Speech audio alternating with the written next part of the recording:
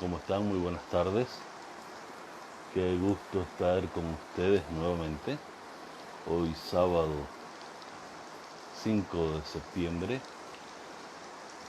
Vamos a tener una conversación eh, con una muy querida amiga, mi querida Vanadis Pompieu de el Perú. Vanadis es un especialista en el tema del cacao. Eh, Vanadis tiene una vasta experiencia en el tema eh, del cacao y ha compartido con grandes personalidades del mundo gastronómico, el mundo de la chocolatería, y con ella vamos a estar conversando en la tarde de hoy. Gracias Café Paquirí, Joey Caradura, a mi amiga Álvaro Carrasco hasta México. Un saludo, Álvaro, gracias por estar con nosotros, un fuerte abrazo para ti también. A Finca Montes de Agua, muchísimas gracias por estar con nosotros. Vamos a esperar a que Vanadis eh, se conecte para que podamos dar inicio a esta conversación con ella. Don José Lutrell, gusto en saludarte. Gracias por estar con nosotros en el tema de hoy. A Viajero y Vagamundo, saludos, ¿no? A Rodrigo, ¿qué tal, Rodrigo? ¿Cómo estás? A mi esposa, hola. Ya está aquí Vanadis, excelente. Vamos a pedirle a Vanadis que se una a nosotros, a esperar a que conecte. Hola, ¿qué tal? Hola. ¿Me escuchas bien? Sí, ¿qué tal? ¿Cómo ¿Qué estás? tal? Bien, buenas tardes a todos Buenas los que nos tardes, están acá. Qué gusto qué verte. gusto. Gracias, igual, ¿no? ¿Cómo Acá va todo? está bien, con un fuerte aguacero hoy tarde, así es que si de pronto se escucha, pues sepas que está lloviendo ¿Pero algo fuerte acá. es normal en esta época el aguacero? Sí, sí, sí, Está bien. Acá salió sí. sol, rarísimo. Para Ah, para el clima y la fecha, tú que conoces bien Lima, sabes que no es normal qué tener bueno. este clima. ¿Cómo estás tú? Todo ¿Tu bien, familia? muy bien. Yo, las tres niñas, todo bien en casa, ¿no? No nos podemos Excelente. mover al campo por ahora. Sí, con esta situación de la pandemia definitivamente es un poco delicado, tú que estás en Lima, ¿no? Bueno, yo vivo en el campo, así es que nosotros sí tenemos esa posibilidad de estar pendiente de nuestra finca, de nuestra chacra, así es que es mucho más fácil, ¿no? Una gran suerte. Y nosotros estamos Sí, la aquí en verdad el es que campo. la verdad es que sí. Quiero agradecerte la oportunidad que me estás brindando para poder compartir en la tarde de hoy con mis amigos, nuestros seguidores, tus amigos y seguidores, esta conversación que eh, apunta a ser bien interesante. Esa sinergia que hay entre café y cacao, creo que va a ser muy enriquecedora. Pero antes que iniciemos, yo quiero saber quién es Vanadis, ¿no? Para que mis amigos sepan con quién vamos a tratar, la especialista del cacao del Perú, para que nos cuentes cómo Vanadis llega a convertirse en una de las profesionales más respetadas del mundo de la chocolatería, el mundo del cacao en Perú y a nivel internacional también. Gracias, Jessica. No sé si tanto. Lo que tengo es unos años de experiencia. Yo soy comunicadora. Yo en realidad empecé a trabajar muy joven, a los 18, 17 años, ¿no? Mi papá murió cuando era muy joven y empecé, estudié, trabajé. Me dediqué a las comunicaciones, estudié periodismo y después me empieza a llevar hacia el campo más o menos en el año 2010 porque USAID tenía todo este proyecto de desarrollo alternativo. Yo como productora, como comunicadora, había trabajado en revistas, en canales, en diferentes medios de comunicación y en proyectos, producciones grandes. estaba muy ligada al tema cultural también, por las claro, ferias internacionales del libro, he trabajado para Santillana, para Alfaguara, la revista Etiqueta Negra.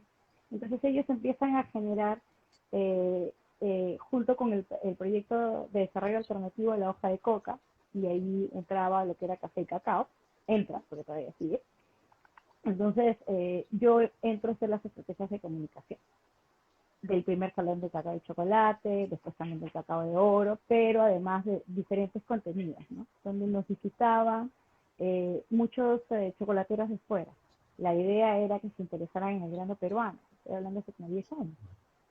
Entonces, de ahí empezamos a generar proyectos propios, pero para poder generar estos contenidos había, al menos en mi caso, como profesional, convivir con las personas del campo, entender la idiosincrasia, porque esa es la mejor manera de poder llevar un mensaje, ¿no?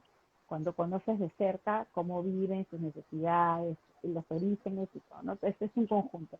Entonces empecé a meterme más y más y luego ya a generar proyectos propios. Lo que para nadie es extraño que mi gran amiga es Astrid Buche, que también la conoces creo, ella es una pastelera muy reconocida, entonces con ella hicimos una... Claro, ella tiene un manejo de cámara y de escena. Hicimos muchos documentales, produje 2 libros, entre ellos Los Guardianes del Cacao. claro. Hicimos viajes donde seleccioné las mejores historias de productores al interior del país. Ahora es algo que se puede actualizar, un libro del 2014 con Planeta. Entonces, todo eso me llevaba a crear una red de productores a nivel nacional y continuamente visitarlos, y mantuve mucha relación con los primeros chocolateros que nos visitaron. Y de ahí empezaron las propuestas de trabajo, ¿no? Empecé a conocer a Genérica, viajé a Venezuela, estuve capacitándome con Fred Utrecht, con María Fernanda de Jacobes. Venezuela pues nos lleva siglos de ventaja en cuanto a producción de cacao, si bien los orígenes están en los bosques tropicales de América del Sur. Venezuela tiene una genética maravillosa, así es exportador de cacao por excelencia, sobre todo de cacao fino. Trabajé mucho con ellas, visité otras zonas en otros países, ya no solamente en el Perú, para hacer los intercambios de experiencias. Tuve la suerte de estar en Chuao, uno de los lugares más bonitos de Venezuela. Y también ver de cerca, ¿no? Cómo trabajaban las fermentaciones, el campo, las selecciones. Fui invitada a varios salones, pero ya un poco llevando mis experiencias. Por ejemplo, estuve en el Salón de Chocolate de Tokio, invitada por otro gran amigo con quien trabajo mucho, que es Stefan Bonat, un chocolatero que, igual que tu familia, son 5 generaciones de chocolateros en Francia. Yo sé que ustedes son 5 de café, y es un apasionado del Así chocolate, y de los pocos que conocen muy bien los campos. O sea, él vende los chocolates de los campos que él visita y tiene genética de todo el mundo. Entonces, él fue un gran maestro para mí. Yo me he ido por el río N, 9 horas en río, metidos a una comunidad, Boca en el Patio, donde estamos un intérprete con él. Y con él aprendí mucho. Y después ya vinieron las propuestas para ya hacer desarrollos, ¿no? Con toda esta experiencia adquirida, viajando tanto, para hacer los documentales que teníamos que grabar durante días, durante semanas, mucha vida. Y también, como te digo, en estos encuentros, en estas capacitaciones afuera, entonces empecé a desarrollar campos. Madre de Dios, Tumbes y Jaén han sido los lugares donde yo más he desarrollado los procesos. Y hemos visto mejoramiento de los árboles junto con ingenieros agrónomos, junto con otros especialistas, y yo me centré en hacer todo el trazo, ¿no? O sea, del campo, pero que esto fuera negocio tanto para el empresario o para el productor, porque si se te escapa de la mano los costos, al final pues vas a terminar perdiendo contra la competencia que hay. Entonces mis propuestas siempre iban a hacer un producto diferenciado, a optimizar el trabajo desde el campo y hacer la alianza estratégica para que el comprador tenga algo diferente también. Entonces, yo no me he especializado en masivos, sino más bien en especiales, pero siempre claro. tratando de que el empresario que no tiene toda esa experiencia, esta línea, pueda tener un producto final y que sea pues, rentable, ¿no? Y bien para todos. Hay mucha similitud en lo que tú estás compartiendo en este momento con relación al tema de los cafés de especialidad, a esos nichos muy puntuales, con los microtostadores básicamente, y sobre todo con las cafeterías, ¿no? El hecho de que un productor logre el contacto directo con un microtostador, con una cafetería, vender microlotes de especialidad, le genera lógicamente un valor agregado a nuestro producto. Entonces, pues estas son parte de esas similitudes que precisamente tanto el cacao como el café tienen. Pero háblame un poquito de la historia del cacao en el Perú. En el Perú hay una gran cantidad de variedades, eh, pero hay algunas que realmente son las más predominantes y que tienen una particularidad dentro del mundo de los chocolates. ¿Puedes hablarme de esas variedades para que ya empecemos a hablar un poco de los procesos, de los tipos de fermentación, cómo se desarrollan esos procesos de fermentación, ¿no? Para que al final nosotros podamos deleitarnos con la con el chocolate, no necesariamente la barra de chocolate, podemos hacer muchas otras cosas, ¿no? Yo quedé con muchas ganas de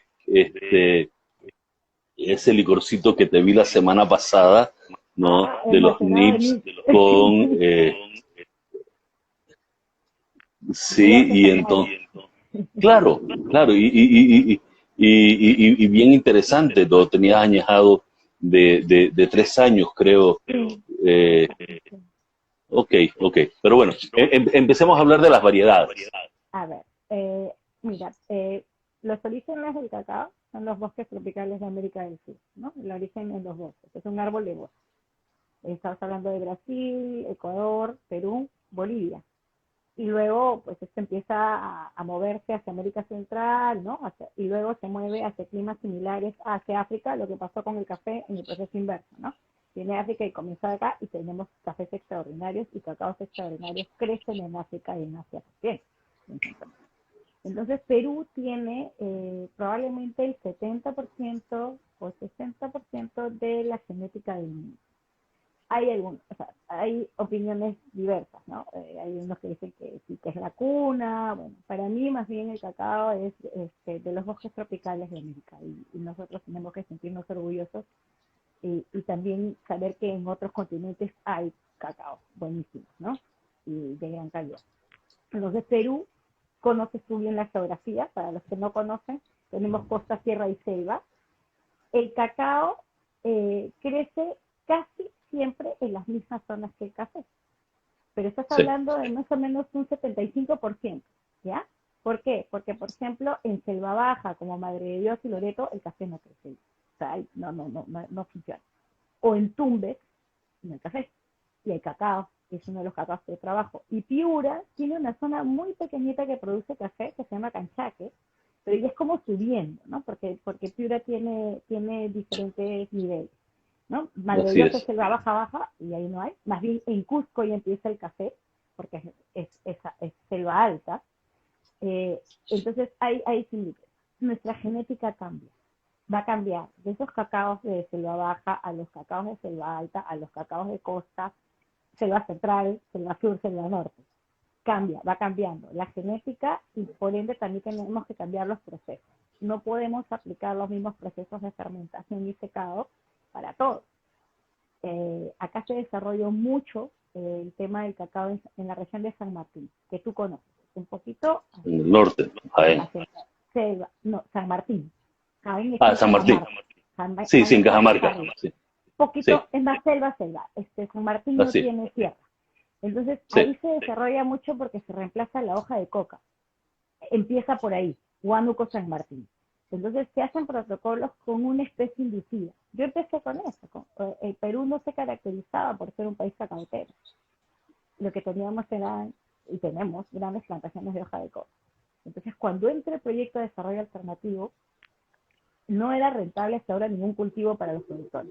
Y el cacao y el café sí vienen a ser cultivos un poco más atractivos, porque pagaban mejor el mercado. Entonces se claro, empiezan a hacer los protocolos con un tipo de cacao que es el CCR51, sabemos que viene del Ecuador, por una razón. El productor necesitaba ver resultados rápidos.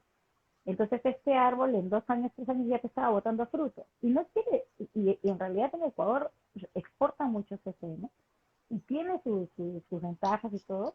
Acá no se cortaron especies nativas para, en ese momento, reemplazarlo por este híbrido.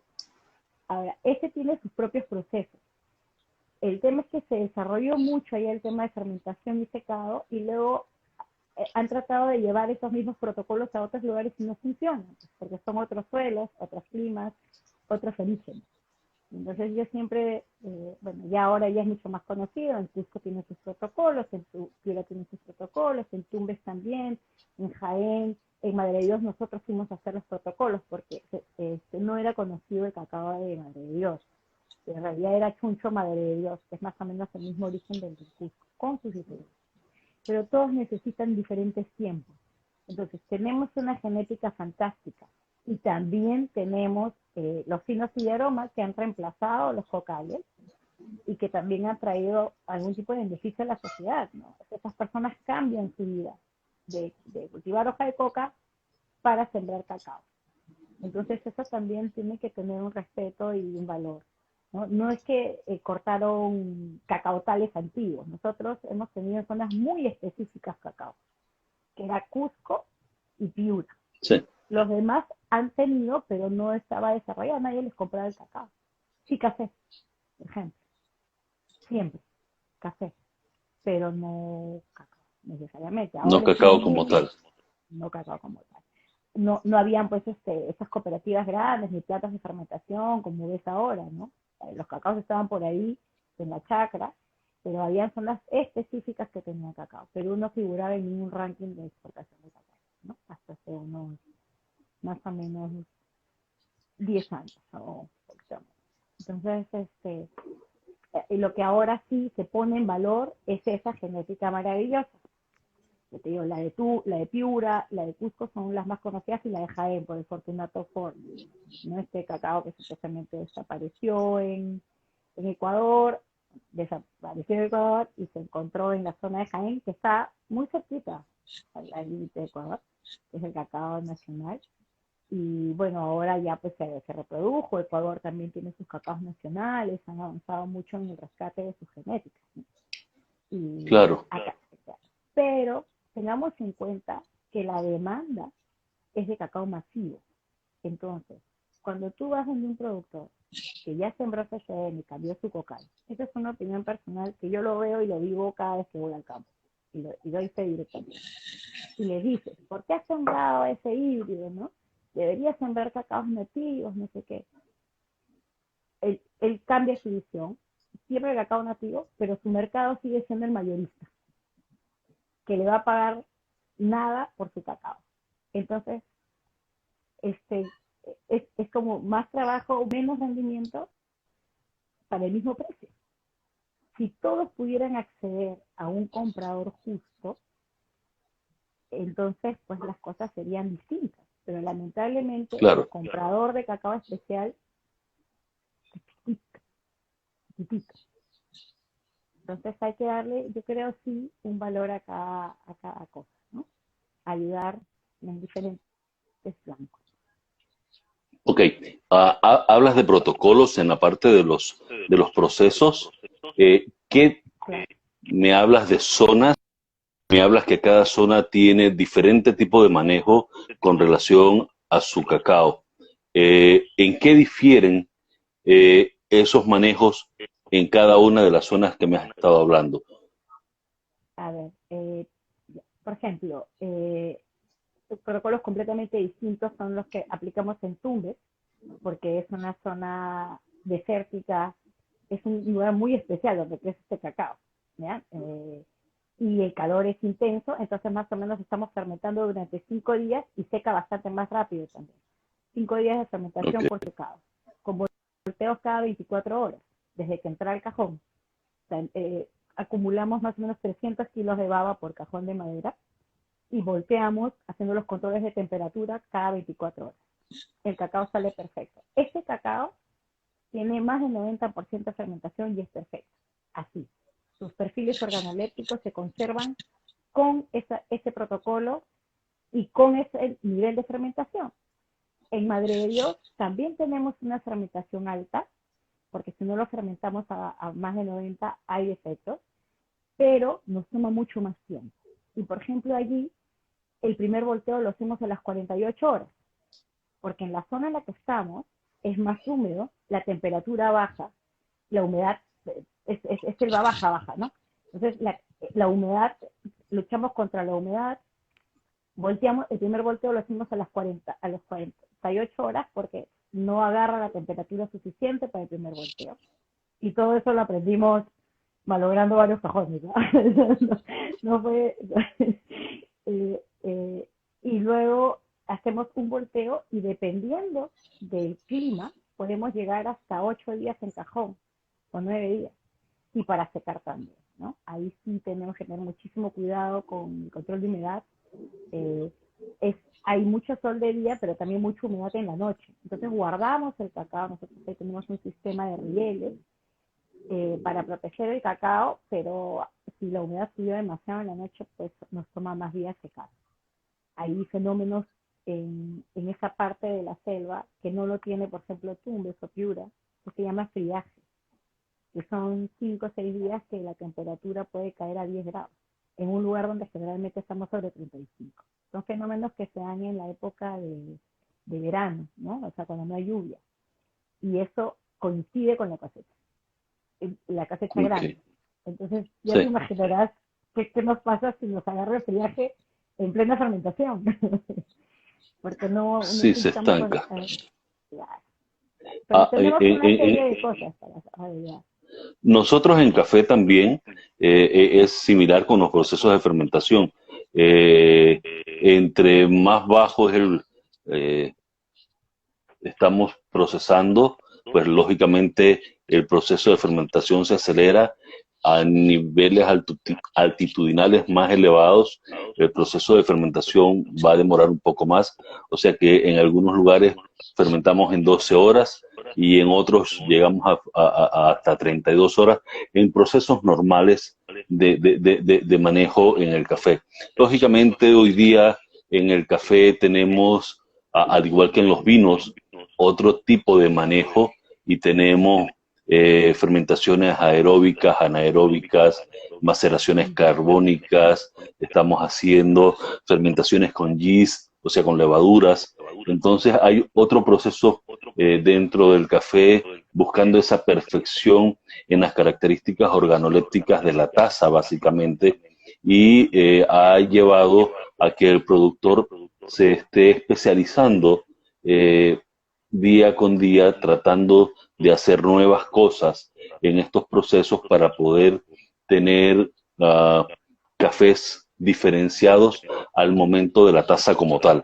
Y pues creo que los resultados son muy positivos y eso no solamente lo estamos haciendo o desarrollando aquí en Panamá, hay un movimiento bastante fuerte en el mundo de los cafés de especialidad con este tipo de manejo que se están dando, así es que yo creo que pues es parte de esa tendencia que estamos teniendo. Pero cuéntame, después del proceso de fermentación, de secado, empiezas a tostar, pelas, tuestas y pelas el cacao ya tostado, ¿verdad? Claro, pero justamente lo mismo que con el café, ¿no? Nosotros también empieza pues la fermentación anaeróbica sin oxígeno. Cuando hablo de los volteos es cuando ya empieza a entrar el oxígeno y ahí pues controles hasta de pH, todo lo que tenemos que hacer. Pero en lugares más sencillos basta con el control de temperatura, con un termómetro y los cortes a partir de determinada cantidad de días que nos van indicando eso. Luego, estos protocolos tienen que ver no solo con la zona, sino con la genética de la zona que estás trabajando, porque a veces en una misma zona hay diferentes tipos de cacao. Entonces, nosotros hacemos muchas pruebas dependiendo y también hacemos blends, ¿no? Cuando no solamente hay un tipo y ese lugar se caracteriza por tener varios tipos, trabajamos el blend porque eso va a ser el negocio, de solamente va a hacer que todo el mundo plante un tipo. Entonces, siguiendo la línea, cada café, perdón, cada cacao, y ahí está el ejemplo. Por ejemplo, en Jaén trabajamos un cacao a 72% de fermentación. No lo llevamos a 90% porque pierde su perfil tan especial, que es tipo fruto rojo, flor azul, que si lo fermentas mucho lo pierdes. ¿Ya? Entonces, Ok. es bien, es muy bonito, un trabajo muy bonito, pero luego eso se tiene que respetar en la mano del chocolatero. Ahí cada cacao, cada trabajo que hemos hecho para conservar esos perfiles necesita un protocolo de tostado para que no se pierda. Si tú sobretuestas el grano, te va a salir un chocolate bitter, de esos que estamos acostumbrados a comer y creemos que es bueno, porque amarga, pero estamos matando el trabajo que hemos hecho desde el origen. Claro, Vanadis, un paréntesis aquí. Acabas de mencionar blend, mezclas. Esos blends, eh, ¿qué buscas a través de un blend? Ya, por ejemplo, eso yo la primera vez que lo vi, lo aprendí fue en Venezuela, ¿no? Cuando fuimos a buscar el chuao, pues estaba yo preguntando cuál era el chuao y me trajeron más o menos 10 tipos de mazorcas diferentes, que todas crecían ahí en la parte de Chuao. También en Cusco, el chuncho, hay un estudio, no sé, 80 tipos de chuncho, los que crecen, ¿no? Y también si te vas a Tumbes, no es que solo sea un tipo de cacao, los que crece en esa zona, pero que el conjunto de esa familia es la que da el sabor. Entonces, en el blend, nosotros hemos hecho, por ejemplo, en Madre de Dios, solo chunchos Madre de Dios, otra especie que se llamaba Der, y luego un blend con lo que habíamos encontrado en la zona, que también habían algunas especies de selva central, porque hubo un movimiento migratorio de selva central para allá y se llevaron sus cacao, que son los Braem 99, que a mí me gusta mucho, que es un ganso, le llaman ganso. Eh, por ejemplo, para mí uno de los tipos de selva central no se adaptó bien en Madre de Dios, uno sí, el otro no.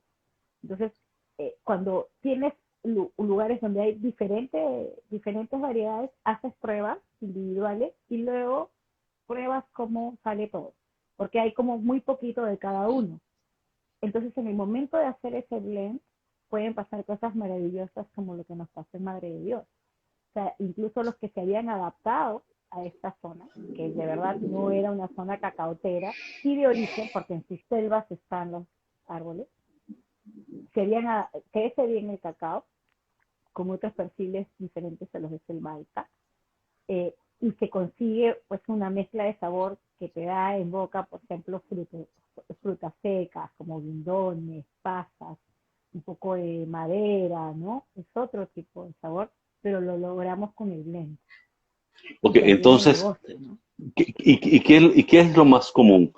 Hacer y trabajar con una variedad de cacao que sea pura, o es más tradicional hacer la mezcla de los diferentes varietales de cacao? Mira, existen zonas en el Perú como Piura, que trabajan solo los cacaos de Piura, que ahí todavía no entra el CCN, no se adaptó. Tumbes tiene su propio cacao. Hay chunchos en Cusco, también entraron algunos híbridos. Pero, por ejemplo, en Selva Central, que tienen su genética, sus braes maravillosos, también se reemplazaron por finos y de aroma y también por muchos CCN. Y en algunos lugares, pues no hay otro recurso que hacer la mezcla. Y dentro de hacer esa mezcla, como yo te explico, hay un tema de precio en el mercado. O sea, no todos pueden, o sea, cuidar una especie nativa que va a ser, en algunos casos rinde un poco menos, porque el precio es igual al final cuando lo tienen que vender. Ok, Incluso no fermentan. eh, Hay por mucho blend, ejemplo, hay mucho ok, blend. ok. Eh, en el mundo del café, sobre todo en la parte de especialidad, eh, muchas cafeterías te piden varietales puros, ¿no? Y lo ofertan como tal. Hay otros que agarran y hacen sus mezclas y tienen ese blend que también te ofertan. Eh, pero es una decisión, en este caso, por ejemplo, del barista, ¿no? Que es la persona que hace pues la bebida de café. Eh, Acá en el mundo del chocolate, el chocolatero, la persona que está haciendo el chocolate, ¿qué decisión toma? ¿Toma decisión de hacer o de trabajar con una sola variedad, de hacer mezclas dependiendo de sus orígenes? eh, ¿Maneja orígenes puros cuando en este caso es solo de Perú, o toma origen Perú, Venezuela, México, qué sé yo, Panamá, que aquí en Panamá, en la Pero me zona de hablas Bocas del del Toro? chocolatero peruano, ¿hablas del No, chocolatero no, no, no, peruano o del no, no, extranjero? no, no, Gracias. en términos generales, ¿cómo hacen? A ver, hay una demanda que es origen peruano, que cuando estoy en los salones de fuera lo veo, en Seattle, ¿no? Por ahí te especifican, por ejemplo, te dicen Ucayali, ¿no? Ucayali, pero no te ponen la genética, porque en Ucayali también hay mucho híbrido, esa es una de las zonas en que se cambió por café y cacao. Entonces te dicen origen Ucayali. Es lo que yo más encuentro, porque hay una gran acopiadora de grano que se llama Ucayali River, y estos chocolateros compran ese grano. Ahora, hay algo que sí es muy cierto, hay muy pocos chocolateros que te pueden saber reconocer un grano, ¿ya? O sea, sin hacerlo chocolate, no te saben diferenciar granos. Su expertise está en el chocolate, chocolate. Entonces, eh, compran grano peruano. Puede ser origen San Martín. Algunos sí compran y ponen Piura, porque el Piura ha tenido muchos premios, ha sido muy reconocido, ¿no? Piura. Ponen Piura blanco, que es criollo blanco Piura. Otros ponen Chuncho Cusco. Pero el grueso de lo que yo veo en los salones de fuera, de chocolateros de fuera que trabajan, digamos, el B2R y esto, son muy generales. No te Ok, especifica, pero sí es que es más caro el grano cuando es un cacao especial y el mercado es más chico también. El Fortunato también, ¿no? Tiene un público internacional, ellos compran, es el grano más caro del Perú, pero no es un negocio para todos. En Jaén muy pocos son los que venden para, para los que dicen Fortunato 4, la mayor parte lo vende sin fermentar y como sea, ¿no? Entonces ok. hay para todo. En la parte del tueste, mencionaste una curva de tueste. ¿Qué Uh-huh. tiempo demora tostar un batch de cacao? ¿Qué buscas al momento de tostar? ¿Qué se perfila en esa curva para lograr qué sabores en el cacao? A ver, lo que se busca en un chocolate, en un buen chocolate, sobre todo si estamos trabajando con cacaos de origen, es la complejidad, ¿no? Que sea complejo. Vale decir que tenga por lo menos unos 4 o 5 mínimos sabores en boca. Entonces, ¿cómo logramos esto? En primer lugar, respetando, evitar el sobretueste. ¿Ya? El tostado fuerte es para el grano que estamos. Entonces, como ya te expliqué, lo vuelves bitter. Bitter significa amargo. Entonces, Sí. lo quemas, le metes crema, vainilla, chocolate. Entonces, esas eran lo que pasaba antes, ¿no? Los chocolatiers buscaban estandarizar su producto, que siempre sepa igual. Y los granos venían de manera irregular, entonces esa era una solución. Pero ahora los youtubers tratan de diferenciar. Entonces, lo que se busca es complejidad. ¿Cómo logras la complejidad? Cuando escogiste un buen grano, entendiste su perfil y lo llevas a un chocolate manteniendo esos perfiles con tostados suaves, algunos requieren tostado medio, eh, y el tiempo en la máquina, ¿no? O sea, puede ser un tostado suave que no excedan los 120 grados, ¿no? Que no llegue a lo que suelen hacer 150, 160 grados, ahí empiezan a quemarlo. Pues, si es un cacao más fino, más delicado, pues 100 grados, 2 horas, eh, diferentes protocolos. Y luego el tiempo en la máquina, ¿no? Pueden ser 22 horas, pueden ser 24 horas, pueden ser 20 horas. Te digo, cada origen requiere un protocolo diferente. Entonces lo que tú vas a lograr en el chocolate final es mantener esos perfiles. Por ejemplo, yo sé cuál es el perfil ideal del Madre de Dios, que te lo he dicho, ¿no? Frutos secos, frutas secas, tal. Yo sé cuál es el perfil del tumbe. Es cítrico, limón, polen, miel de abeja. Entonces, si se le sugiere al chocolatero, cuando vendemos grano, que mantenga ese perfil y se le da una muestra, y se le explica cómo. Pero cuando a veces pasa, te vienen y te dicen, oye, no quedó igual, entonces tú lo pruebas y te das cuenta y puedes decirle, si acá le han metido manteca extra para que corra más rápido en la máquina, lo mataron porque ya le metes una manteca de otra procedencia y le quitaste esa personalidad al chocolate. Lo han quemado, está muy sobrecostado, le ha faltado tiempo de conchado, está mal. Entonces empiezas a saber los efectos. Ok, en el café nosotros tomamos algunas variables para poder tomar la determinación de cómo hacer el tueste del café. Básicamente, la humedad propia del grano es una, la otra es la densidad, la dureza del grano, ¿no? Y normalmente esa densidad nos la produce la altura de donde provienen esos granos. Entre más alto sobre el nivel del mar sean los granos, más duros, más densos, y uno tiene entonces esas herramientas que nos van a permitir a nosotros hacer una curva del tostado. En, en, en cacao dijiste ahorita que hay protocolos.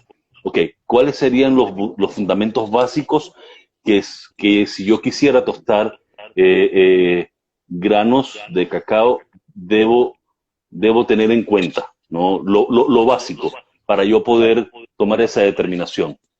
Por ejemplo, yo considero que los cacaos que vienen de selva central y también de la zona de San Martín, donde están los aromáticos y también están los SN, tiene que ser un tostado más fuerte, un poquito más fuerte, porque si no va a aparecer la astringencia más pronunciada. Se logran chocolates buenísimos, ¿ya? Con CCNs de la zona, porque también incluso estos cacaos van cambiando su perfil, ¿no? Es un Claro, cacao inducido, pero a medida que lo siembras en diferentes partes, puedes encontrar cosas muy, muy interesantes. Yo creo que estos ameritan un tostado más fuerte. Y los que vienen de la costa norte, eh, perdón, tanto la costa como la selva norte, de Perú, de Tumbes, Piura, Jaén, ¿no? Cajamarca, los tostados tienen que ser más suaves, porque sus perfiles son más sutiles. Entonces, todo ese trabajo hecho, pero como yo te digo, depende de la zona y del acopio. Yo estuve acopiando y trabajando con unos productores de La Laguna, que estaba más o menos a 1.400 metros sobre el nivel del mar. Es un cacao bastante alto, un poco más alto que eso ya no va a crecer el cacao. Café sí puede crecer, pero cacao ya no. Entonces, era difícil fermentar, difícil seleccionar, pero al final, después de un año ¿no? dando, logramos. Pero es diferente al cacao, que crece en Jaén, pero por ejemplo en la zona de Puerto Ciruel o los aledaños, ¿no? Yo me concentré en una parte chiquita, la Tapara, e hicimos todo de cero. Como te digo, lo ideal sería que los mismos productores, que eso es importante, sepan la cadena hasta el final y cómo darle más valor a su grano. Porque a veces pueden pagar bien por un grano, pero lo procesan mal el chocolate, entonces es un flaco favor que le haces al origen, ¿no? claro. Claro, porque es un chocolate cualquiera. Tú puedes tener un grano más o menos y ser un buen chocolatero y sacar un chocolate extraordinario, y puedes tener un grano extraordinario en manos de un chocolatero mediocre y por las puras, ¿no? Entonces yo creo Claro. que lo ideal sería que el mismo productor, que eso casi nunca pasa, pruebe un chocolate bien hecho con su grano. Porque eso casi nunca pasa. Ok, a ver, eh, ¿cuánto tiempo un productor puede mantener almacenado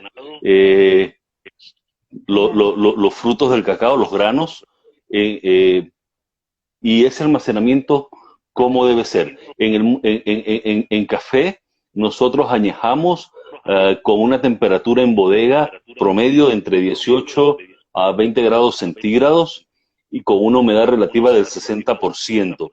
Si mantenemos esas características internas dentro de una bodega, podemos tener 6, 8 meses sin ningún problema café, y al final tiene unas características organolépticas adecuadas. No hay añejamiento, no hay vejez, ¿no? Y al contrario, está en su punto, en su clímax, esas características de sabor en café, si se manejan correctamente, a una humedad promedio de entre 10 y 11.5% de humedad del grano como tal. En cacao, ¿cómo se hace? El protocolo para, lo ideal además, para que entre a la máquina y para exportación es 7% de humedad del grano. Ok. 7%. O sea, si tú traes un grano a 9.2, se puede trabajar, hay mucho más riesgo, ese grano va a durar mucho menos almacenado, se va a honguear mucho más rápido y hay más merma en la máquina. Cuando los granos están más húmedos que 7%, pues es más difícil todo, ¿no? O sea, lo ideal siempre, no, al menos son los protocolos internacionales y para exportación es 7% de humedad. Pero hay cosas bien interesantes, ¿no? Hay una tendencia que se llama raw, que es el no tostar los granos, ¿no? Hacer chocolates con granos crudos. Pero el protocolo de raw te acepta hasta 50 grados, ¿ya? Pero para mí ese es un grano mal tostado, porque a 50 grados no llegas, pero nosotros hicimos una prueba para unas personas que hacían raw y secamos el grano bajo el sol y lo secamos a 3%, ¿ya? Lo dejamos casi seco. Y yo lo Claro. metía a la máquina Premier y corrió como tostado. Y dentro de mis catas, yo ponía este chocolate que había hecho sin meterlo ni un minuto al horno. Y fue muy interesante. O sea, no se sentía la astringencia, pero ese fue un experimento que hicimos. Lo hicimos con el cacao de Tumbes porque Tumbes nos permite secar a ese punto por el sol que hace, porque es más seco el clima. Pero fue muy interesante porque hicimos un chocolate y la gente nunca te hubiese dicho que ese cacao no estaba tostado. Pero el protocolo, sí, ese quizás la próxima vez que vengas te preparo un poco de eso Vale, porque sí fue claro, sería interesante. interesante. Claro, pero como te digo, el protocolo es 7% de humedad, eh, es la medida para nosotros. ¿Y lo puedes mantener en bodega cuánto tiempo? Mira, si el container se te queda parado, en realidad técnicamente podría estar 3 años ahí sin honguearse, pero yo creo que Ok, un año tranquilamente está. un año. Sin que haya, sí, sin que haya Ok, problema. ahora, ya tostamos, ya tenemos el chocolate listo. Cuando hablan de porcentajes, ¿no? De amargor en un chocolate, ¿a qué se refieren? A ver, nosotros en el Perú, no sé si es el caso de Panamá, no hemos tenido una cultura de consumo de chocolate como tal. Nosotros hemos consumido siempre golosinas sabor a chocolate. ¿Ya? Esto es lo que compramos en la bodega por un Sí, sol, por 2 soles, lo que hasta los caros no eran chocolate. Ahora la regulación te dice que para que tú lo puedas llamar chocolate, tiene que tener 35% de cacao y un tanto más de materia grasa de cacao. Entonces, la ley dice que a partir del 35% ya le puedes llamar chocolate. De ahí en adelante, para que sea un chocolate negro, oscuro, tendría que tener de 70 para arriba. Esos son los porcentajes. ¿Y qué quiere decir? Que es 70% de cacao y el resto es azúcar. Es 50, si es un chocolate, el 50% es 50% cacao y 50% azúcar. Los chocolates con leche, por ejemplo, eh, son 45%, 47%, quizás 50, 55%, están haciendo chocolates oscuros con leche también. Pero yo creo que ahí ya va el tema del gusto personal. Hay quienes pues les gusta muy intenso y hay otros que no. ¿No es cierto? O sea, es cuestión de gusto. Y no quiere decir que uno sea mejor que el otro. Hay personas que toleran más el azúcar que otras. para mí el chocolate es un placer personal. Entonces, a mí me gustan mucho los chocolates de 70% y también disfruto de un buen chocolate con leche. Hay unas cosas maravillosas que se hacen ahora.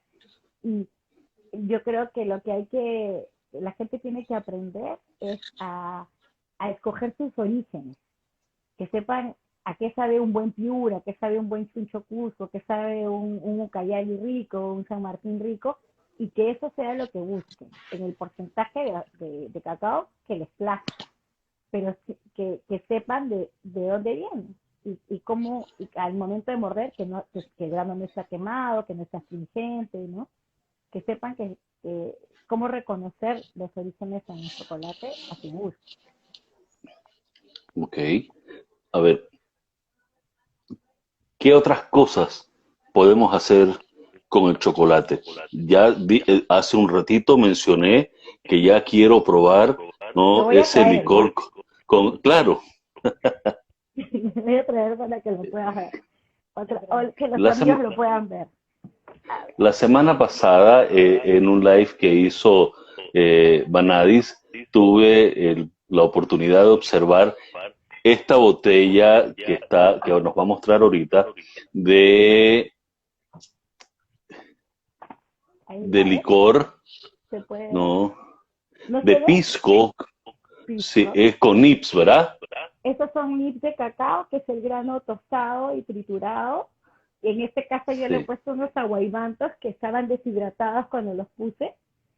Y pisco, es un Explícanos qué es eso, ¿no? Para los que no tenemos el conocimiento de lo que es lo que además le pusiste, por favor.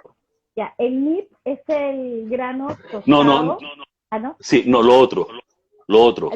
Aguaimanto, ya, el aguaimanto es un golden berry. Ujú. Acá crece en la zona del Cusco, golden berry se llama, ¿no? El aguaimanto. Sí, ustedes conocen el golden berry, es como un Digo, fruto que tiene bolitas amarillas. eh, sí, Como una creo, pasa, pero de otra fruta. sí, posiblemente acá se conoce como uchuva. Sí, uchua, sí. Yo también creo que así lo conocen. Y le puse pisco. Entonces, este de acá tiene jengibre. Nosotros en el Perú no decimos jengibre, decimos kion. Y nib de cacao y pisco. Y yo compré un montón de botellas, tenía bastantes nips, y yo había visto estos macerados. La primera vez que lo vi fue en una feria en Nueva York de una marca ecuatoriana, unas mujeres ecuatorianas. Luego volví a ver en Seattle, y en Seattle ellas ya tenían una tienda, su emprendimiento había crecido mucho. Entonces hice los míos en casa, con pisco peruano, los que tenemos pisco. Y también he hecho una prueba con cañazo, que es el licor de la caña. En Colombia le dicen Ajá, guarapo, no sé cómo le dirán en sí, Panamá, que también queda muy sí. rico. Si tienes un buen cañazo, también va a quedar muy bien. Es una maceración. A partir de 6 meses Ah, ya lo puedes tomar, pero cuanto más ok. tiempo pasa, más agarras. Puedes llenar 2 veces de licor, o sea, acabártelo, volverlo a llenar, y luego con estos mix, que ya están bien borrachitos, lo puedes poner en un brownie, en un cake, en una galleta y va a ser espectacular. Así es el comentario que ese que tienes, uno de esos que tienes allí tiene 3 años de Sí, añejamiento. sí, las dos en realidad. Ya me quedan pocas botellas, tengo que volver a hacerlo, pero este tiene 3 años y está bueno, ¿no? Le vamos dando de a poquito. También puedes hacer postres con esto. Mantiene el sabor del pisco, pero Ajá. tiene un perfume chocolatoso. Claro, no sabe chocolate, que no recuerdo a qué sabe. Eso es trampa, ¿ah? Es que cuando tú lo hueles, no es tan fuerte como cuando hueles un pisco puro directo, y Ok, tiene un perfume de cacao, no de chocolate, de cacao, y sí, el golden berry, ¿no? El berry. El color es clarito, clarito, clarito, muy clarito, sí. pero dulce, pero el grano de chocolate, el grano de cacao no es dulce. Ese dulzor lo está aportando el berry, el golden Ok, berry. y te queda el bien. perfume chocolatoso en la boca, de cacao. ¿Y qué pisco usaste? Usé el pisco del papá de una amiga que lo vende a granel en botellas grandes. Ok, Entonces ok. había comprado dos. Entonces llené como 10 de estas botellas chiquitas con el pisco. Había comprado mucho, mucho más de lo que hubiese podido tomar en un buen tiempo. Pero yo creo que como le estás poniendo cosas que tienen sabores intensos, cualquier pisco te va a venir bien. También hay unos Ok. piscos que me gusta tomar puros, ¿no? Un mosto verde, sí, me gustan puros. Pero sí Sí, que, a mí también. A mí el pisco realmente me gusta puro. No, el pisco sour, no como cóctel, sí, bien. No, pero nada más delicioso que tomarse, no, un buen pisco, no, totalmente bueno, puro. Y yo soy peruana y tengo, no me gusta el pisco sour, yo lo voy a aceptar. sí, no, a No es mi mí cóctel, no es mi cóctel. realmente el mío tampoco, ¿no? La verdad es que a mí no me mata, y mis amistades en Perú me regalan muy buenos piscos, me gusta comprar buenos piscos y es uno de mis tragos realmente favoritos, a mí me fascina y tengo una buena cantidad de un buen, en el bar de buenos piscos, Qué no lo bueno. niego. Y mira, hay emprendimientos bien interesantes. Yo tengo un licor hecho por Sandra, que esa la botella no la tengo cerca, que es un destilado del mucílago del cacao. ¿Ustedes en Panamá tienen cacao también? Así como Perú en los campos de café. Ajá. ¿Tienen cacao en Panamá en los campos de Sí, café? claro, claro. Ya. No, en los Entonces, campos de café no. En los campos de café no. El cacao nuestro es más de áreas bajas, ¿no? En Bocas del Toro, en Penonomé, en Colón, en Darién. La costumbre en Panamá es que la siembra del cacao se hace en áreas bajas. bueno, entonces conocen el fruto. Es como, es una fruta fresca, tiene esta baba, que es como, o sea, que se parece a una nona, ¿no? Una buena nona. Entonces Sí, estas mujeres hacen un licor, un destilado del mucílago, del cacao, claro. que el mucílago no sabe a chocolate, el cacao, es como una fruta, es dulce y también dependiendo pues del origen. Entonces lo destilan, queda así como el pisco, como un transparente, pero con un saborcito a mucílago de cacao. Eso es uno de los emprendimientos más novedosos que yo he visto. Muy bonito, mi madre de Dios. Qué bien, qué bien.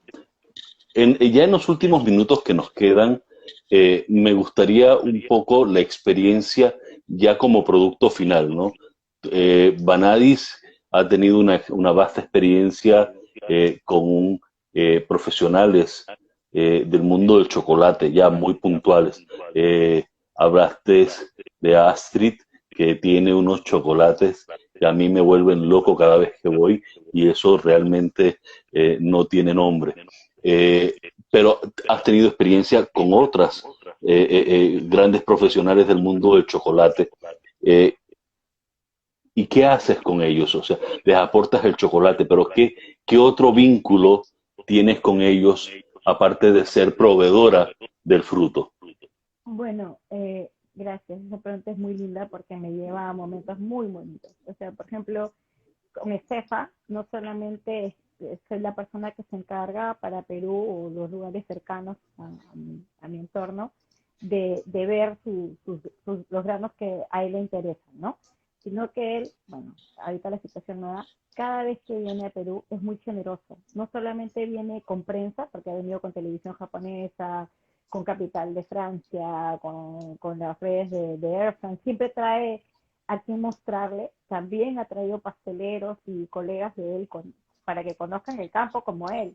Entonces organizo los viajes completos a las zonas dependiendo de qué quieren. O me dice, Vana, voy a viajar con periodistas de Japón y su formato es de tal. Entonces, yo como tengo mapeado el país y los productores, entonces les puedo organizar una experiencia muy bonita según lo que quizás ellos necesitan o quieran ver.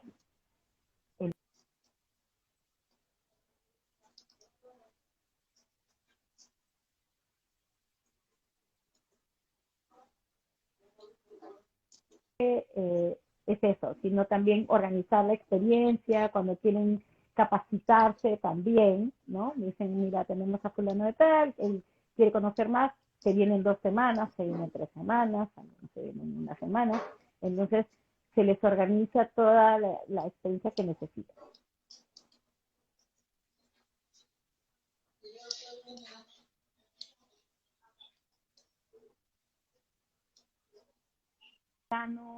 A Venezuela para trabajarlo allá en sus talleres, el grano peruano, y también hemos hecho viajes con él, hemos participado en los salones de fuera. Estuvimos en el 2018 en Harvard con María Fernanda y Chloe. María Fernanda ha sido premio Vázquez. Ella ha capacitado a más de 5.000 mujeres en áreas rurales de Venezuela, con la crisis que ellas tienen, para emprendimientos de pastelería y chocolatería. Y con esta crisis espantosa, ella se fue al campo a enseñarle a las mujeres a darle un valor añadido a lo que tenían. Entonces ella ganó el premio Vázquez, estuvimos juntas en Harvard en el 2018 y llevan mi experiencia, la juntan con la de ellas, yo también las he traído a Perú. Entonces hay diferentes maneras de compartir, ¿no? No solamente es el negocio del chocolate, sino la experiencia total, en general. Y con Astrid, pues somos compañeras y tenemos cosas, hemos viajado mucho juntas, proyectos, ¿no? Y sí, ella le da mucho valor al campo, porque lo conoce también de cerca. Porque hay pocos chocolateros que hacen eso, ¿no? Que se meten al campo. Qué bonita experiencia, ¿no? Eso realmente es enriquecedor, lo nutre a uno como persona, como ser humano, el tener ese acercamiento con la naturaleza, con productores, y hacer lo que a uno le gusta.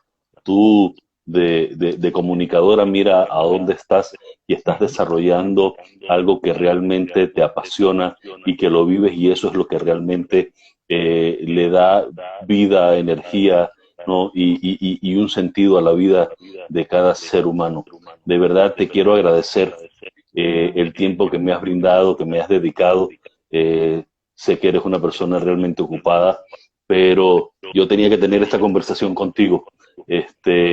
Yo aprecio esa relación de amistad que tenemos de tantos años, y cada vez que necesito algo de Vanadis, Vanadis siempre ha estado para mí, y yo lo aprecio y lo agradezco enormemente.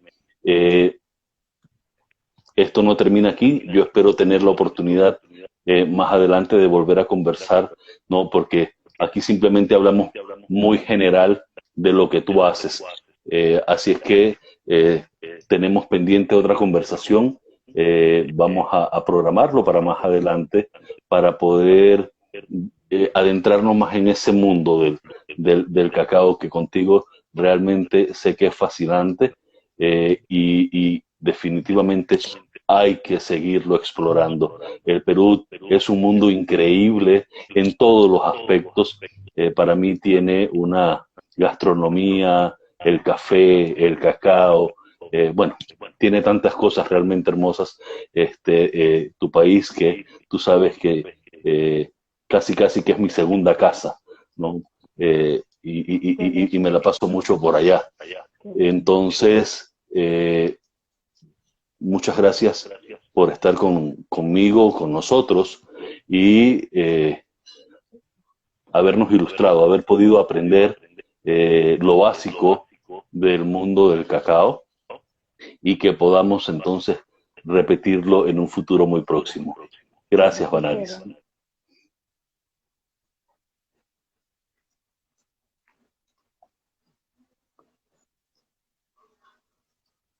Contigo, sobre todo en estos momentos tan difíciles, ¿no? Sí. No sé, es una satisfacción muy grande, un honor. Muchísimas gracias. Siempre voy a estar para ti, como lo estoy. Bueno, gracias a todos por estar. Ya se nos está acabando el tiempo, ¿no? Sí, se nos está acabando el tiempo. No, gracias a todos los que nos han acompañado. Muchas gracias. Chao a todos. Gracias. Chao. Bye.